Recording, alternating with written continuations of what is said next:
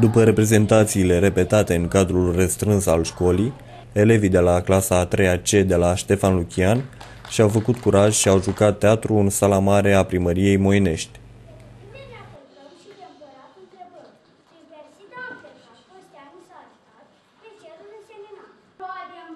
Micuții au pus în scenă piesa de teatru Irozii după toate exigențele artei dramatice.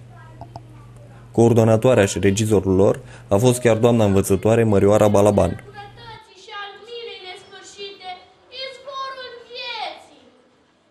În fața unei săli neîncăpătoare, tinerii actori au intrat în pielea personajelor și au dovedit că tracul nu este un accesoriu din recuzita lor.